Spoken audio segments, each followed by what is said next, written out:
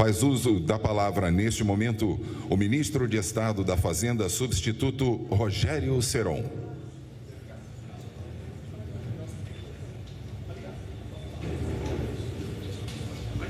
Pode ser aqui mesmo? Bom dia a todos. Hoje é um dia muito especial. Gostaria de começar cumprimentando o presidente da República, o presidente Lula, o governador do estado do Rio de Janeiro, o prefeito da cidade do Rio de Janeiro, a nossa ministra da Casa Civil e o Marco Aurélio representando a PGFN, nosso parceiro aqui que viabilizou esse momento. Esse momento é histórico por diversas razões, presidente. Primeiro, que hoje se resolve definitivamente o problema do endividamento do estado do Rio de Janeiro.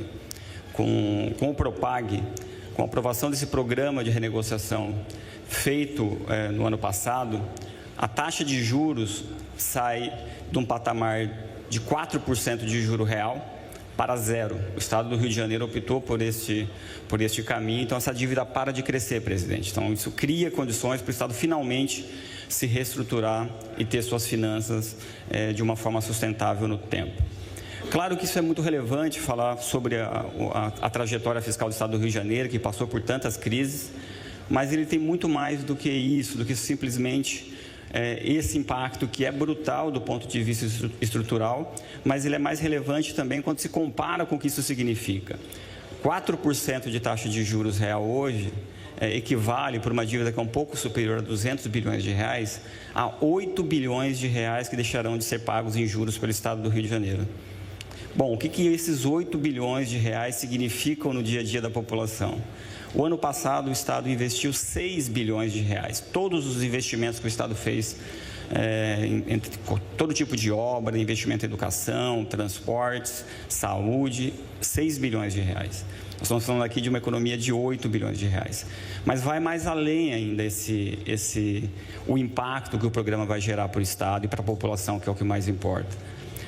Dessa economia de recursos, né, o que o governo federal, o presidente, exigiu como contrapartida e ficou aprovado na lei, que uma parte desse benefício de juros volte para a população, de uma forma muito clara em investimento. Então, 2% do saldo da dívida, então algo em torno como 4 bilhões de reais, nessa modalidade que o Estado optou, tem que ser aplicados em investimentos diretos em benefício da população em algumas áreas. E aqui o nosso ministro da Educação está aqui, 60% desses recursos, desses 4 bilhões anuais, irão para a expansão do ensino profissionalizante articulado ao ensino médio. Então, justamente para apoiar, o governo federal vem aí fazendo um importante trabalho com o pé de meia para apoiar os nossos jovens que estão no ensino médio. E agora esse programa vem para complementar com uma expansão muito grande do ensino profissionalizante. E também, para que tenham os números relativos, esses 2,4 bilhões de reais, o que ele significa de investimento na educação? O Estado, ano passado, presidente, investiu cerca de 500 milhões de reais, todo o investimento em construção de escolas, reformas de escolas, aqui no estado de São Paulo, aqui no estado do Rio de Janeiro. Estamos falando de 2,4 bilhões de reais que vão ser usados para construir escolas técnicas, expandir o ensino profissionalizante. Isso muda completamente o patamar educacional do Estado. E isso, presidente, foi viabilizado aí pela sua determinação. Eu lembro ainda quando o ministro Haddad estava conosco, o senhor determinar que essas dívidas tinham que ser renegociadas, que elas tinham que ser adequadas para que os estados pudessem, de fato, pagar essas dívidas e ter condições de seguir investindo para a população, gerando retorno e mantendo ali uma trajetória fiscal sustentável para frente. Então, presidente, mais uma vez, governador, é um grande momento, um momento histórico para o Estado. Agora, não é mais uma renegociação, é renegociação definitiva. Os juros vai fazer com que, a ausência de juros vai fazer com que pare de crescer essa dívida. Então, ao longo do tempo, isso vai se resolver e a população vai sentir o efeito disso com investimento em educação, com investimento em infraestrutura, que é o que a população espera dos seus governantes. Então, é um grande dia, muito honrado de estar aqui com os senhores. Tenham todos um ótimo dia. Pronuncia-se neste momento a ministra de Estado da Casa Civil da Presidência da República, Miriam Belchior. Bom dia, presidente Lula, bom dia, governador, bom dia a todas e todos meus companheiros ministros. Aqui saúdo o Seron em nome de todos vocês. Acho que o Seron foi bastante claro, presidente, sobre os ganhos aqui para o Rio de Janeiro, que de fato é um dos estados com maior endividamento no país. Mas é importante dizer que, por determinação sua, presidente, a Fazenda conduziu, né, essa discussão, aprovação no Congresso de uma negociação que não é só para os estados muito endividados, é para os poucos ou para quem não tem nenhuma dívida, que nesse caso é um número muito pequeno de estados. Numa prática que o senhor tem sempre reforçado com os seus ministros e tem sempre falado disso, que não interessa de que partido é o governo, o prefeito, de que para que time ele torce. Sempre a gente vai preferir que seja do Corinthians, né, presidente? Mas ele não quer que isso seja levado em conta. O que ele quer que seja levado em conta é o povo de cada um dos estados brasileiros. E essa aí, o Propag, ele é inovador, porque ele não está só renegociando dívida. Quantas renegociações de dívida o estado do Rio e os demais estados já passaram? Inúmeras. Mas ele junta duas coisas: a renegociação de dívida e ganhos para a população de cada estado. Então, de que uma parte do dinheiro tem que ser usado não só para educação, mas para saneamento e várias outras áreas, mostra essa visão daqueles investimentos que o país precisa fazer e que a população precisa receber. Então, todos os estados são beneficiados com isso. Como disse o Seron, o Rio de Janeiro vai ter uma oportunidade única de realmente equacionar a sua dívida e garantindo recursos para fazer investimentos importantes para a população do estado. Então, acho que queria aqui só reforçar essa importância de juntar essa questão da renegociação da dívida com os investimentos para a população dos estados, e no caso aqui do Rio de Janeiro. Isso é inovador e eu acho que, mais uma vez, presidente, o senhor demonstra como é que se trabalha numa república e demonstra quem de fato defende o povo brasileiro. Obrigada. Ouve-se agora o governador do estado do Rio de Janeiro interino, desembargador Ricardo Couto de Castro. Obrigado.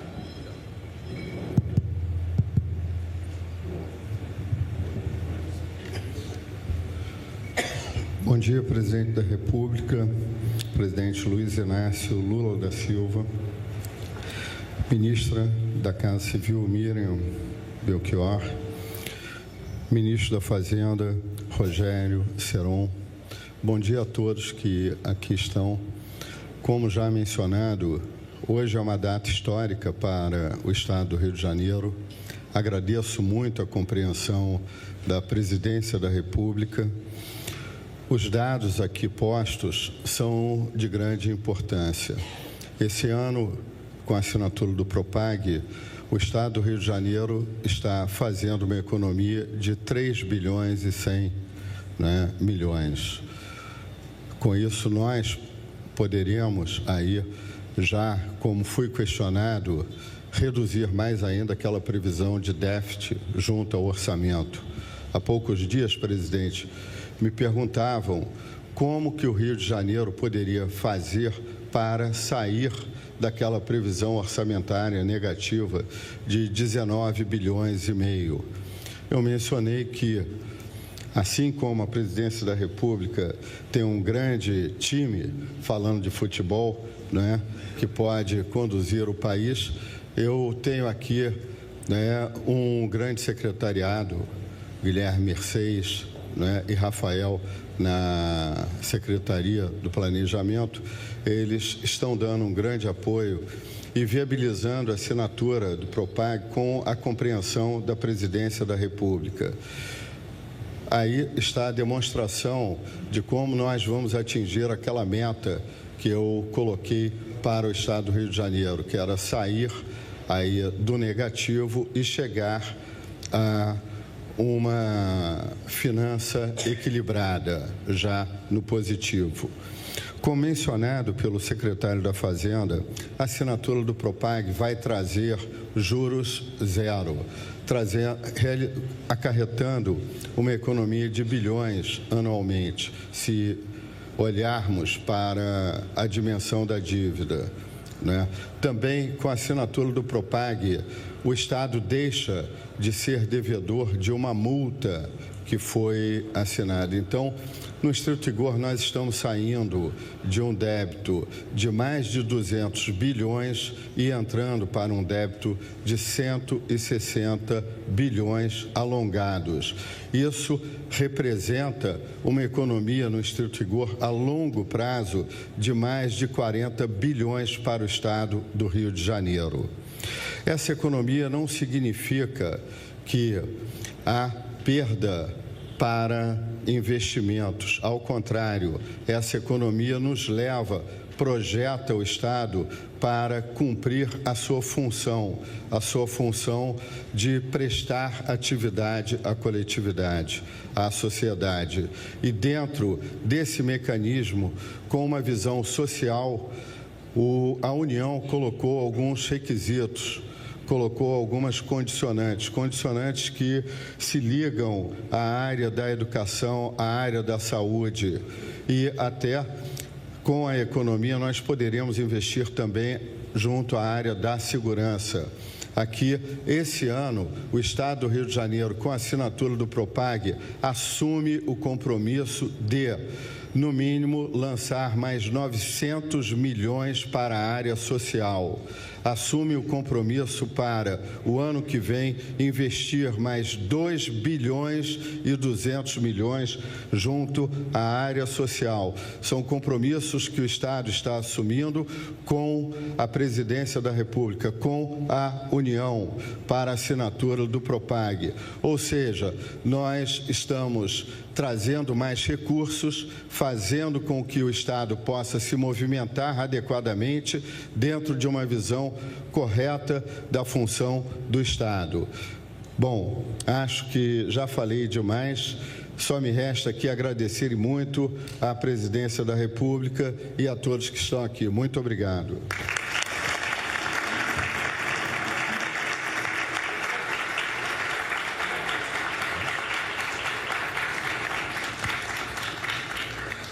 Neste momento, o governador do Estado do Rio de Janeiro, interino desembargador Ricardo Couto de Castro, e o coordenador-geral de Assuntos Financeiros da Procuradoria-Geral da Fazenda Nacional do Ministério da Fazenda, Marco Aurélio Zorteia Marques, assinam o contrato de adesão do Estado do Rio de Janeiro ao Propag, Programa de Pleno Pagamento de Dívidas dos Estados. A adesão do Estado do Rio de Janeiro ao Propag permitirá a repactuação das dívidas do Estado com a União e a substituição do antigo regime de recuperação fiscal. Este ato trará impacto imediato, reduzindo o valor das parcelas mensais a serem pagas à União e permitindo o aumento de investimentos pelo próprio Estado do Rio de Janeiro.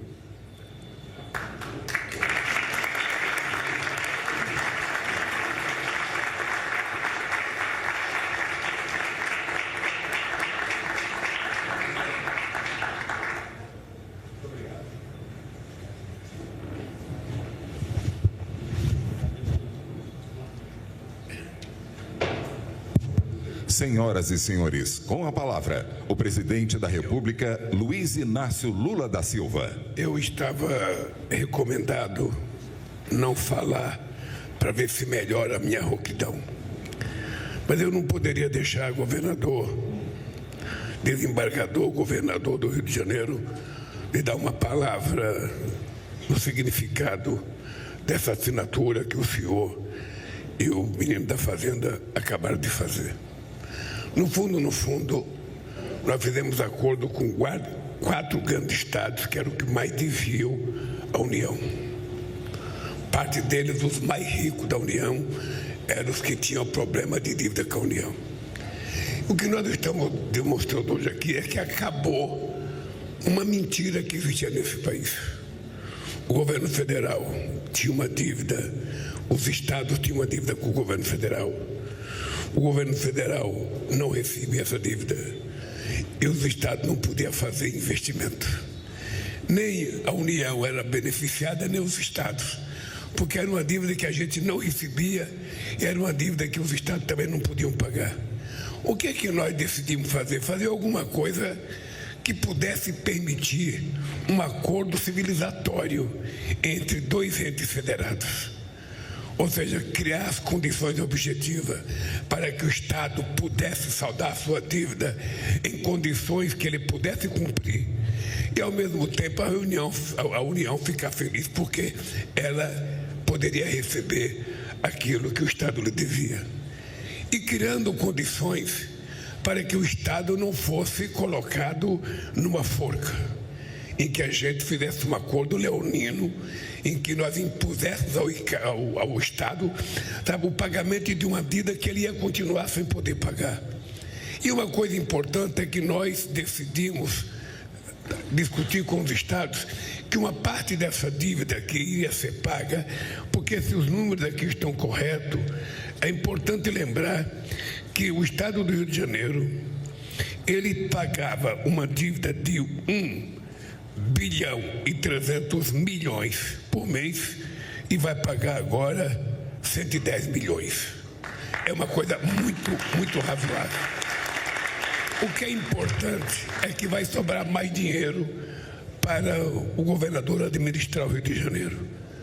E esse dinheiro, uma parte dele tem que ser alocada em políticas sociais, de preferência em duas áreas que são cruciais: saúde e educação. Eu acho que o que está acontecendo hoje aqui, governador, é que Vossa Excelência está sendo premiado pela competência de definir corretamente o que vai ser feito com esse dinheiro. Sobrar dinheiro sem que você decida corretamente aonde você vai colocá-lo, ele pode entrar no ralo comum das coisas improdutivas que muitos de nós que estamos no poder público sabemos que existe. E eu tenho certeza, governador, que você não vai jogar fora essa chance de mostrar ao povo do Rio de Janeiro a que você veio. Por que você aceitou essa tarefa de ser do desembargador, vir governar o Rio de Janeiro, que é um estado que não tem problemas de hoje. O Rio de Janeiro é um estado que tem problemas há muito tempo. Problemas, sobretudo, financeiro. Eu não esqueço nunca do meu primeiro discurso aqui na campanha de 2002, na hora que estava disputando o segundo turno, dizendo ao Sérgio Cabral: não faltará recurso do governo federal para ajudar o Rio de Janeiro a sair do lamaçal que ele se encontrava. E eu posso pegar o testemunho de quem foi secretário, de quem é deputado aqui, que nós nunca deixamos de ajudar o Rio de Janeiro por uma coisa muito fundamental. O Rio deixou de ser capital da República e o Rio passou a aparecer na imprensa nacional, nas páginas policiais. Ou seja, sendo que o Rio de Janeiro teria que ser cuidado com muito carinho, porque todos nós sabemos que a cara do Brasil no mundo ainda continua sendo o Rio de Janeiro. E foi feito assim com o Sérgio Cabral, foi feito assim com a Prefeitura do Estado do Rio de Janeiro e será feito com o senhor. Na primeira vez que nós conversamos, eu falei: governador, quero lhe garantir que não haverá, da parte do governo federal, nenhuma objeção, para que o senhor tenha a oportunidade de dar a esse Estado o exemplo de que é possível esse Estado ter uma boa governança, com que o dinheiro desse Estado seja canalizado para melhorar a vida desse povo sofrido. E eu gostei muito de uma coisa que eu ouvi do senhor agora há pouco, que o senhor está pensando que uma parte desses recursos o senhor pretende investir na educação para libertar meninas e meninos do crime organizado, que muitas vezes estão pagando mensalidade para as crianças participar do crime organizado. Se você fizer isso, já é, sabe, da parte do seu mandato, a grande obra, porque o pé de meia, Quando nós criamos o pé de meia, deputado Luizinho, você que ajudou a votar, deputado Ramon, irmão, você que ajudou a votar, o pé de meia, nesse pouco tempo que ele foi criado, ele já fez com que 62% dos estudantes do ensino médio continuassem estudando e não desistissem do ensino para ajudar a família. Uma demonstração de que o Estado pode fazer as coisas, de que o Estado pode contribuir.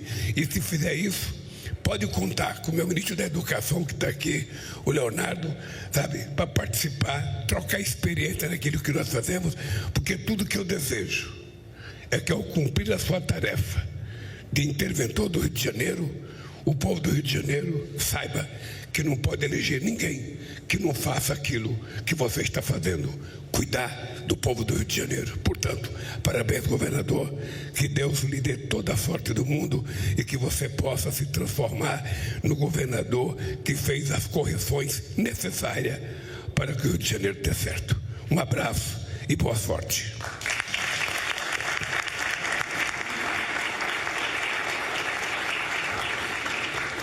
Está encerrado este anúncio à imprensa. Pede-se a todas e todos que aguardem. É isso, nós acompanhamos ao vivo a assinatura da adesão do Estado do Rio de Janeiro ao PROPAG, o Programa de Pleno Pagamento de Dívidas dos Estados. O presidente Lula e o governador em exercício do Rio de Janeiro, Ricardo Couto, participaram desta cerimônia. O PROPAG oferece novas condições para o refinanciamento das dívidas dos estados e do Distrito Federal com a União. Com a adesão, os juros reais do estado do Rio de Janeiro caem de 4% para 0%. Já o valor da dívida é reduzido aí de mais de 200 bilhões de reais para cerca de 160 bilhões de reais. O ministro da Fazenda substituto, Rogério Seron, explicou que a renegociação vai gerar economia ao Estado, mas como contrapartida, parte desse recurso da dívida perdoada deve ser revertida para a população. 4% de taxa de juros real hoje equivale, por uma dívida que é um pouco superior a 200 bilhões de reais, a 8 bilhões de reais que deixarão de ser pagos em juros pelo Estado do Rio de Janeiro. Bom, o que esses...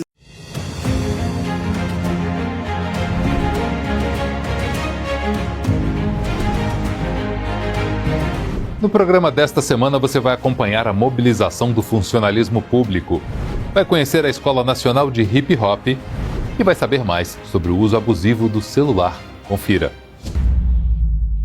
Em Taubaté, a presidenta licenciada da APUESP apoiou a greve dos funcionários municipais e destacou a luta contra a reforma administrativa que o governador pretende fazer. Esse PL é uma reforma administrativa, começa pela educação e vai estender para todo o funcionalismo, que significa o quê? Uma, duas faltas, vocês perdem, no caso, professor estadual, perde o dia inteiro. Vocês já ouviram falar no professor Farol? Já ouviram? Aqueles professores que se fizeram uma avaliação e sem nós termos participado da metodologia da avaliação, eles reprovam o professor, faz o que com o professor efetivo? Faz o professor ficar rodando escolas e, se for estáveis, também roda escolas e, se for temporário, é sumariamente demitido. E nós temos segurado esse PL na Assembleia Legislativa do Estado de São Paulo. Nós não permitimos até agora que fosse votado, porque a gente sabe perfeitamente, se aprova lá, vem para os municípios. A greve dos professores e servidores de Taubaté entrou em sua terceira semana.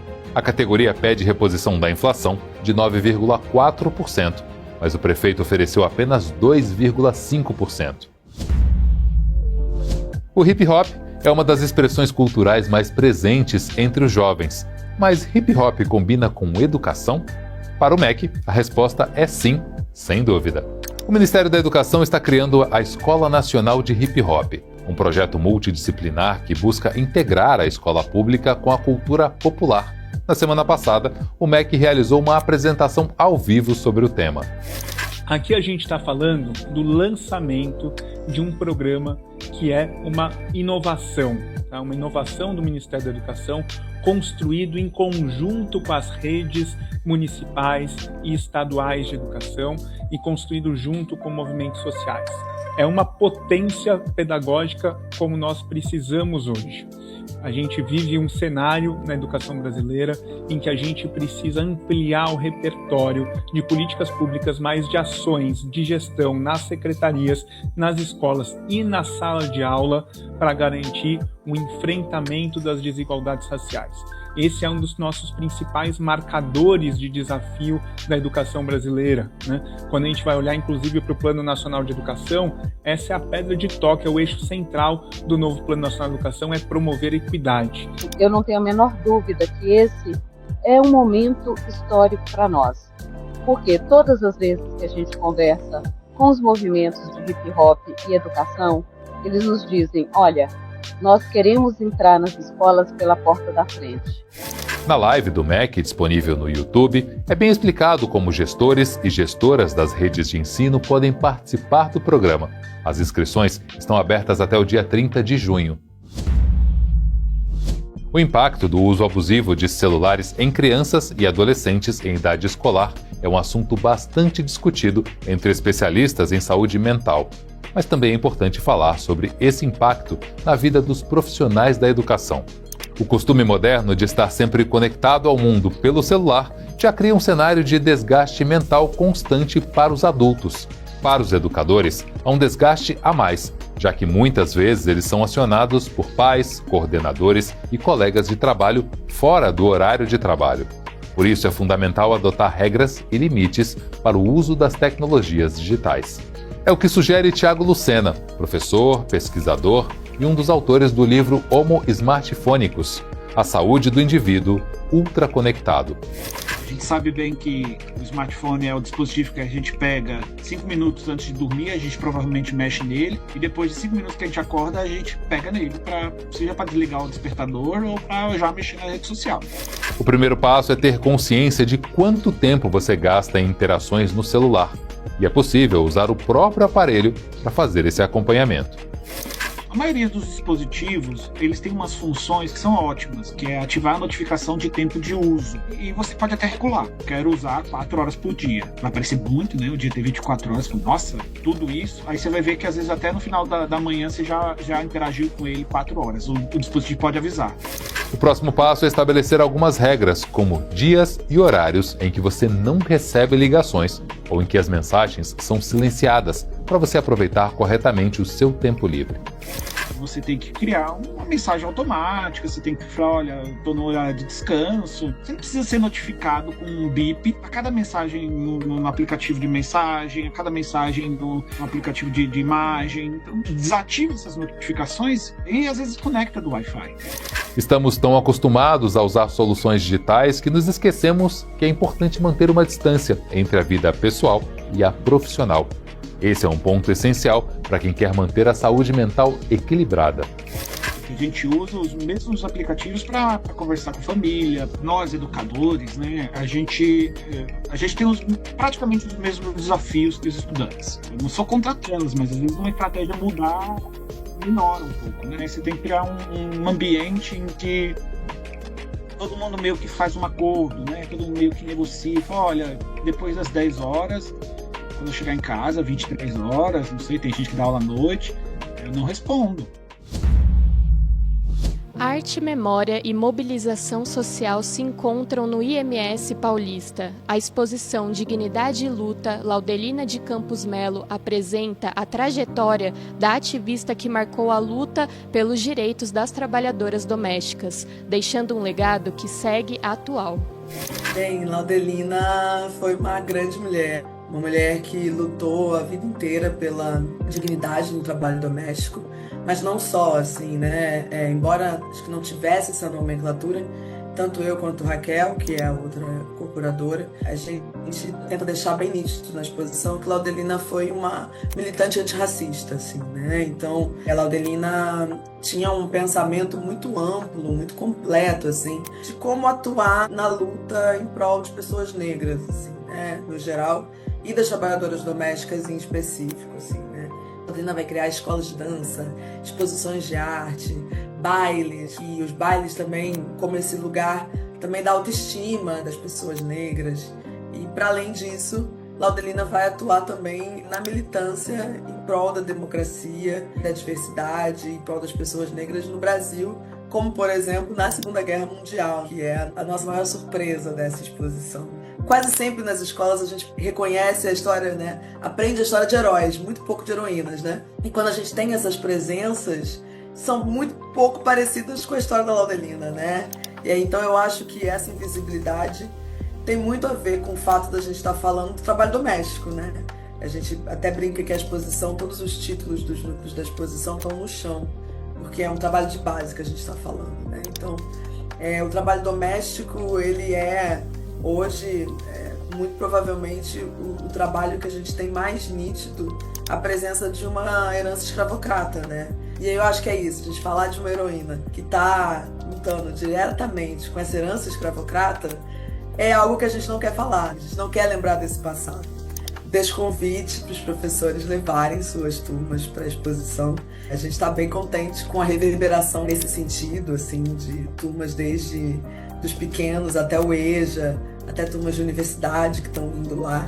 E eu acho que é uma forma de poder contar a história do Brasil, a história do trabalho e até mesmo a história da arte através de outra perspectiva. Sou suspeita para falar, mas eu acho que é um bom lugar para ter uma aula diferente, uma aula que você vai poder contar sobre o nosso país de uma outra forma e também de construir uma ideia de coletividade, de cidadania, a partir da figura dessa mulher. O programa de hoje fica por aqui. Acesse o portal e as redes sociais da APUESP e fique ligado nas notícias sobre educação. Aponte o celular para o QR Code e siga as redes sociais do Educação na TV. Até a próxima semana.